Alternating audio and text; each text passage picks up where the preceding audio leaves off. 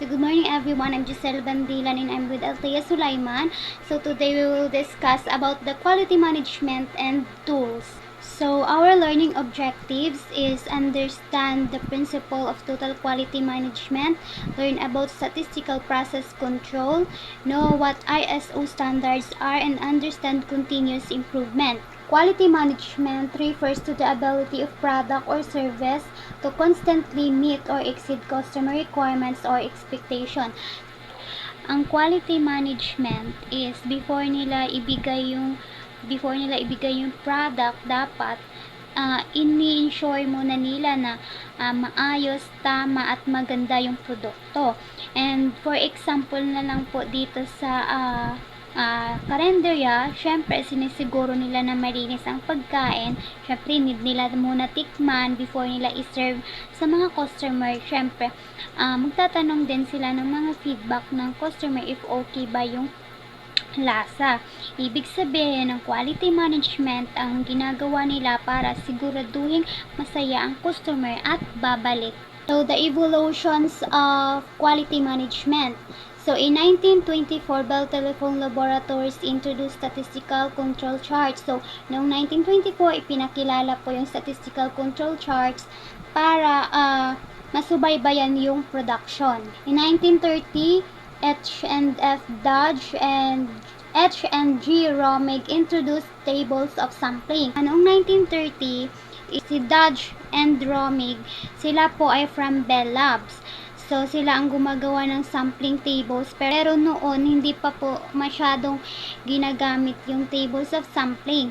And noong 1940, US Army, Bell Labs, and major universities were training engineers and other industries in the use of statistical sampling techniques. So, tinulungan na nila ang mga tao na matuto about sa quality through seminar, trainings, and conference. In 1950, the quality movement involved into quality assurance dahil nga alam nila yung tinatawag na quality, yung mga boss at top management naging involved na po sila about sa quality. So from manufacturing, raw materials, product design, nagiging maarte na sila, parang nagiging high standard na sila na dapat quality na. In 1960, the concept of zero defects gained favor. So, sumikat naman nung 1960 yung zero defect, yung gawin ang bagay sa una nang hindi nagkakamali, ganon. So, also, yung zero defect din is nagigib motivate din po siya sa mga empleyado. Noong 1970s, quality assurance method gained increasing emphasis in services. So, hindi na lang about sa mga product, yung quality also, nagagamit na din po siya sa services like banking, healthcare, government operations, and also travel industry. And isa pa din po sa malaking nangyari noong 1970 is yung oil embargo ng OPEC or Organizing of Petroleum Exporting Countries. Sila po ang nagmamay-ari ng gasolina, and dahil po nung 1970s nagmahal po yung gasolina, syempre yung mga tao naghanap din po sila ng makakatipid sila. So dahil nga mahal yung gasolina, naghanap sila ng mga car na matipid sa gasolina. So and then yung mga Japanese car maker is ready din po sila for that. So tumaas po yung benta ng mga Japanese, at dahil po doon yung mga produkto ng Japan is nakilala po sa buong mundo. And nung mga katapusan na din ng mga 1970s to 1980s, so yung may-ari po ng gasolinahan, which is American siya, is syempre nga, alam na po nila yung tinatawag na quality. Inayos po nila yung product nila. Inayos nila yung quality at binabaan po nila yung presyo ng product nila. The foundations of modern quality management, the gurus. Walter Shewhart is a father of statistical quality control. W. Edwards Deming a statistic professor at the New York University. Joseph P. Juran viewed quality as fitness for use. Herman Feigenbaum, he recognized that quality was not simply a collection of tools and techniques but a total field. Philip B. Grosby developed the concept of zero defect and popularized the phrase "do it right the first time." Kaoru Ishikawa cause and effect diagram. And Genichi Taguchi, known for the Taguchi laws function. The last is Tichi Ono and Shigue Shingi. Both developed the philosophy and method of Kaizen. So, responsibility for quality. Top management is ultimately responsible for quality. So, itong top management, sila ay ang may pinakamalaking responsibility when it comes to quality kasi sila yung gumagawa sila po yung gumagawa ng programs for quality. Sila din po yung nag-give ng mga instructions nag-give ng instructions sa mga employee. And syempre yung top management po, sila po yung uma-attend ng mga training, seminars po about po sa quality. So sila po talaga yung mas may alam sa quality na tinatawag. Kaya sila din po yung tinitingnan inspirasyon ng mga empleyado nila. So, design. Quality products and services begin with design. So, syempre, dito nag-uumpisa na yung quality sa pag-design. Sakop din dito yung katangian ng produkto o serbisyo at pati na rin yung process kung paano gawin at ibibigay sa customer yung product. So, dito na yung pagpaplano ng kung ano yung magiging itsura ng product mismo. Procurement is responsible for obtaining goods and services. So, sila naman po yung kumukuha po ng mga materials na binibili, so dapat they ensure na hindi masisira yon.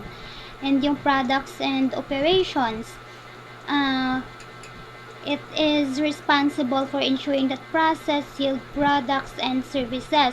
So, dapat they ensure na yung mga product and service ay ayon po sa disenyo, and kailangan din nilang i-monitor yung mga proseso.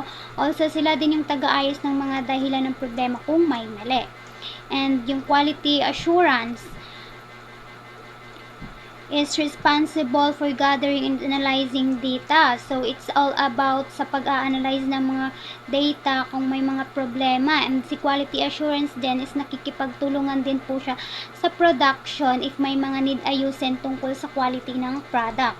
Packaging and shipping. This department must ensure that goods are not damaged. So, packaging and shipping, so dapat they ensure na before nila ipapadala yung mga product, dapat hindi sira, kompleto, and safe. And also yung mga labels, instructions ng product is dapat kasama. Marketing and sales, this department is responsible for determining customers' needs and communicating them. So, hindi lang sila about sa pagsi-sales talk, hindi lang po about kung paano sila magaling makipag-usap sa customers. Also, yung marketing and sales din po, sila ang nakakaalam kung ano yung need ng customers. So, for example nga po, last time sa business ng Jollibee, so if maghanap yung customers ng cheesy burger, so dapat sila ang may alam, so sila din ang gagawa ng way para mabigay yung need ng customer. Customer service is often the first department to learn of problem. So yung customer service, syempre sila po yung tatawagan if yung mga product na nare-receive is may mali, yung may mga issue, kulang, ganon, kung ano man yung problem nila, si customer service po yung unang nakakaalam yan. So, benefits of good quality. So, the number one is enhanced reputation for quality. So, ang enhanced reputation for quality is improving, strengthening the perceptions of an individual product or services So, layunin nito na ipakita sa public na ang negosyo ay may mataas na kalidad, maasahan at may malasakit sa kanilang mga customer. So the next is the ability to command premium prices. So the ability to command premium prices is setting your price higher than the competitive, banking on the idea that customer will pay more perceived quality. So let's proceed. Next is an increased market share. So an increased market share is ang pagtaas ng market share is mahalaga. Increased market share is layunin para sa layunin sa mga negosyo dahil ito ay nagdudulot ng iba't ibang benefit na nagpapalakas sa kanilang market position at para tumagal pa ang kanilang brand or ang kanilang negosyo. The next is the greater customer loyalty. So the greater customer loyalty is ang pagkakaroon ng customer loyalty is malaki ang tulong o posibilidad na bumalik ang customer at patuloy na bumili.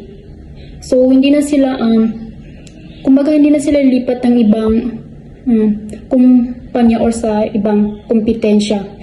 So that's why tumataas ang kita ng negosyo at nababawasan ang gastos sa marketing. Last is the fewer production or services problem which yield higher productivity. Fewer complaint from customer lower. So, means less time ang ginugugol sa paglutas ng problema.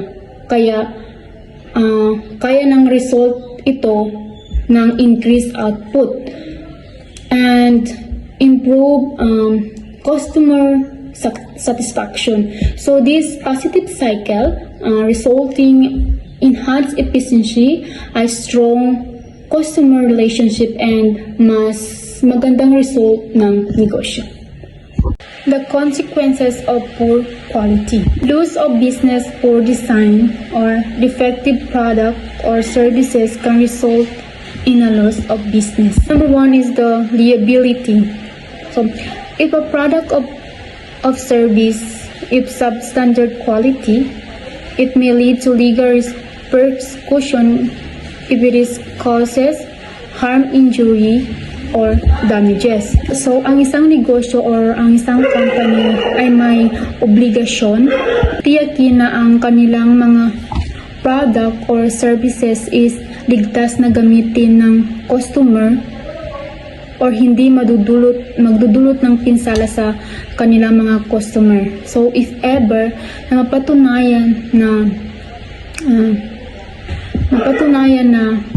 na magdudulot ito ng pinsala sa customer is maaari silang humarap sa legal action.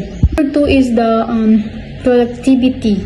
So the productivity, these consequences is include increased cost due to rework, repairs, and customer complaints, reduced customer satisfaction, and damage to a company reputation. Last is the cost. So the cost is financial losses, customer satisfactions, and reputational damage, ultimately impacting company's profitability and competitiveness. This can be categorized in internal and external failure cost, appraisal cost, and prevention costs, all contributing to the overall cost of poor quality. So, let us proceed sa the cost of quality. Appraisal costs relate to inspection, testing, and other activities. So, yung appraisal cost po is intended to uncover defective products or services, and kasama dito yung bayad sa pag-i-inspect, kasama dito yung bayad sa mga inspector, yung pag-testing and test ng equipment, labs, quality audits, and field testing. Next is prevention costs. Prevention costs relate to attempts to prevent the defect from occurring. So, prevention cost, ito naman ay gastos para maiwasan ang mga defect, yung mga plano na pagtulungan ng mga supplier, training sa mga empleyado, quality control procedures. And failure costs are incurred by defective parts or product or by faulty services. So, ito naman is yung mga product na ito naman yung may mga parts na product na sira. For example is yung chair. Hindi pantay yung paa ng chair. So, if upuan mo yon, maaari kang matumba. So, need na ayusin. And, syempre, another gastos na naman. Mali at may sira. So, dapat ulitin. And, syempre, gastos na naman nga siya. So, internal failures are those discovered during the production process. So, ito naman yung mga gastos na habang ginagawa pa yung product, nakita na yung mali. And external failures are those discovered after delivery in the customer. So, ito naman yung mga product na hindi napansin na naipadala na may sira pala. And then, syempre, as a customers, hindi naman tayo papayag na walang refund. Another gastos na naman siya. Chapter 9 Management Quality. So, number 1 is appraisal cost. Costs related to measuring, evaluating, and auditing materials, parts, products, and services to assist conformance with quality standard. So, ang appraisal cost is mahalaga upang matiyak na ang mga product ay responding a quality standard bago makarating sa mga customer.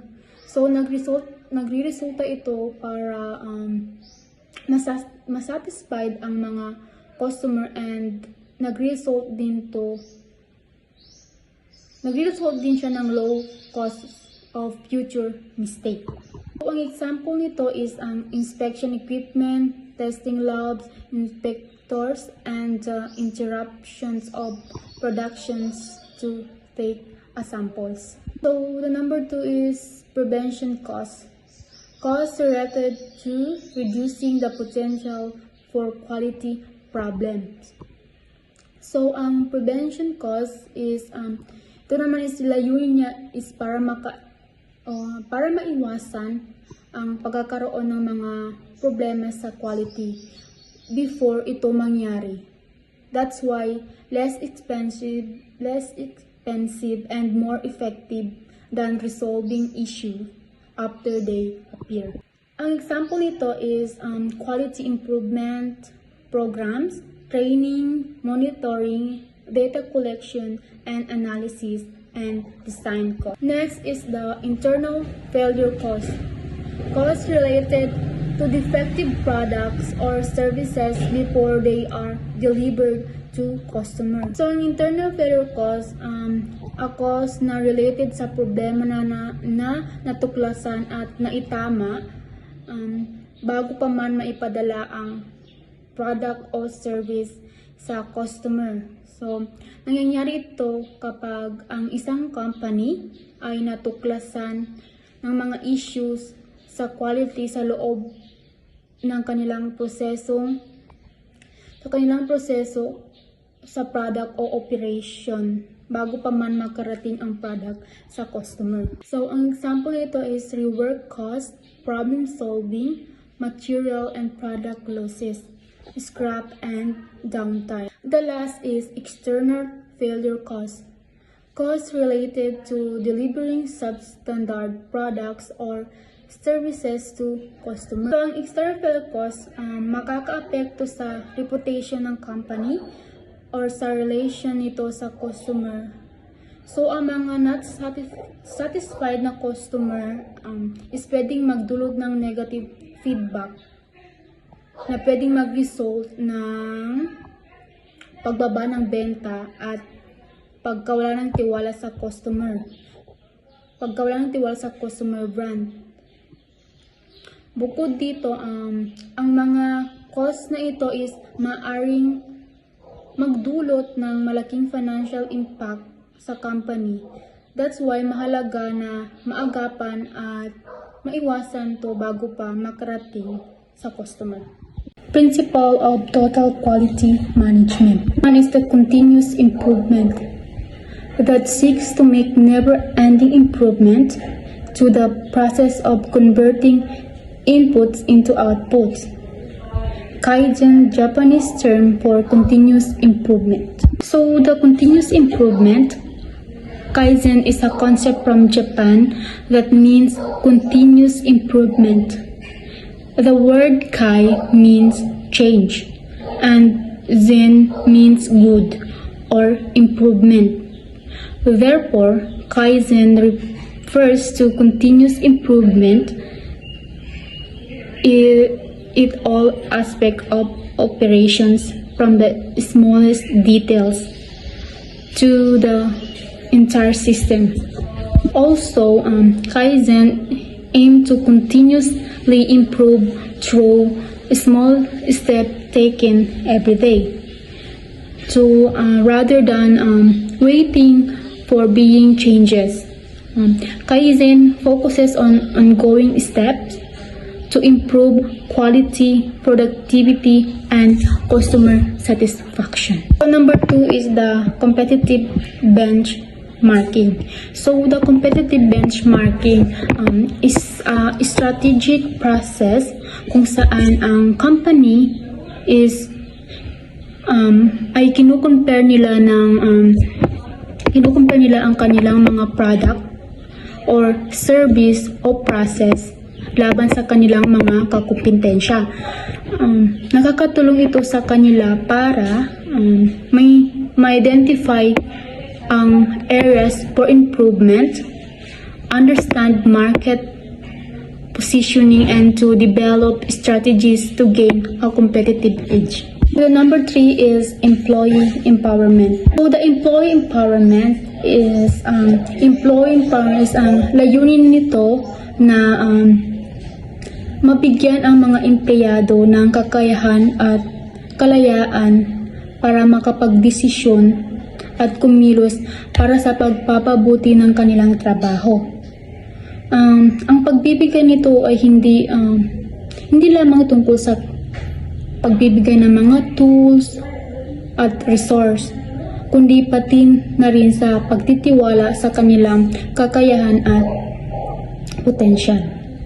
Continuations of principles of total quality management. So team approach, the use of teams for problem solving and to achieve consensus takes advantage of group synergy. So yung team approach, it is important po talaga sa isang company na magkakaroon nito, kasi dito po is nag-share ng mga ideas and opinions. Dahil po doon, mas mabilis masosolve yung problems, and mabilis po decision if may mga need na decision na gagawin. Decision based on facts rather than opinions. Management gathers and analyzing data as a basis for decision making. So dapat hindi ka lang magdesisyon dahil kutob mo lang. But before ka mag-decision, dapat iisipin talaga ng mabuti, aralin talaga ng mabuti na kung na yung decision mo ba ay magandang apekto sa company or sa business nyo, or yung decision mo ba is magpapaganda sa business or company nyo. Knowledge of tools. Employees and managers are trained in use of quality tools. So, importante na alam nila kung paano gagamitin yung mga machines, mga equipments, mga tools ng business nyo. Kasi, paano mag-ooperate, paano ma-achieve yung goal kung hindi alam ng mga empleyado kung paano gamitin yung mga tools. So, supplier quality. Supplier must be included in quality assurance and quality improvements efforts. So, yung supplier quality is hindi porket may supplier ka, okay na yon.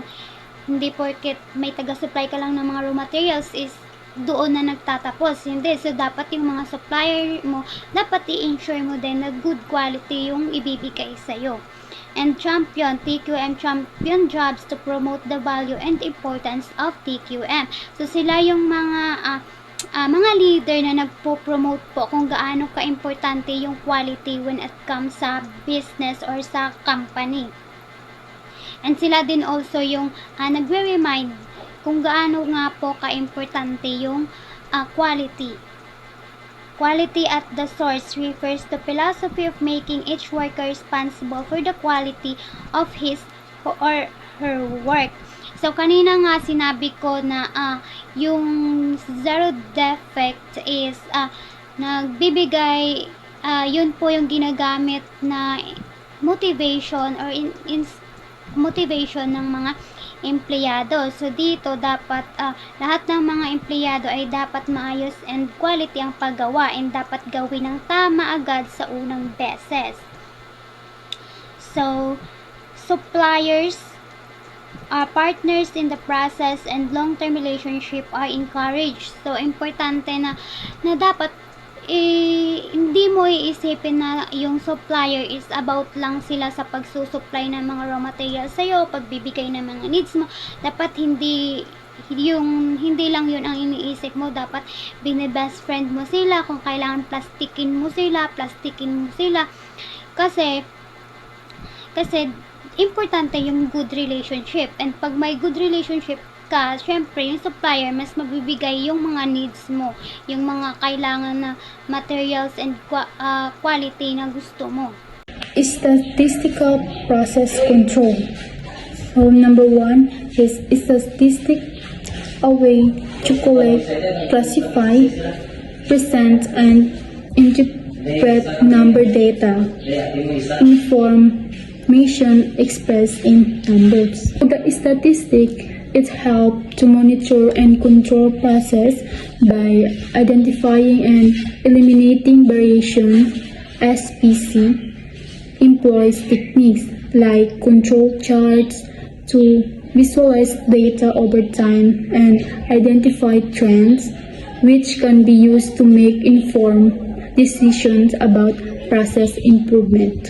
Number 2 is a process, a combination of machines, equipment, people, raw materials, methods, and environment that produce a product. The process analyzed using a framework like the 5 meters or 6 meters, which are used to understand and improve processes.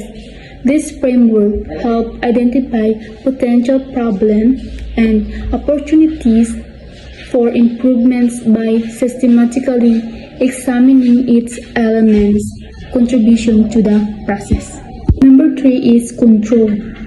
Control is directing or regulating a process so that it behaves the way it is meant to behave.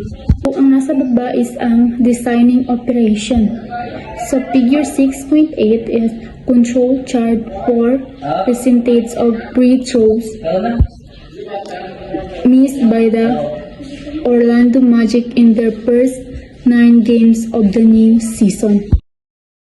Pareto charts. Pareto chart techniques for classifying problem areas according to degree of importance and focusing on the most important. Pareto chart po is ang way para malaman yung kung gaano ba kadaming percentage yung mga nagrereklamo. For example po, sa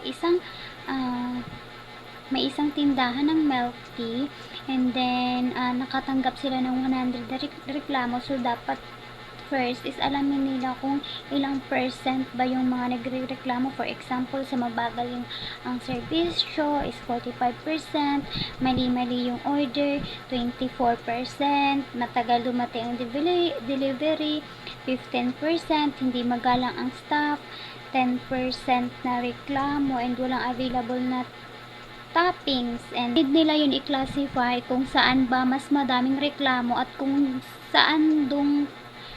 anong persento yung madaming nagrereklamo, dun sila magfo-focus at bibigyan ng solusyon yon. Quality tools. Fishbone diagram. A diagram used to search for the causes of a problem, also called causes and effect. So, sa man, operator and duty na can include ang inadequate training, lack of experience, poor adherence to safety protocol. Sa machine CNC Lare machine is overdue maintenance last serviced 6 months ago.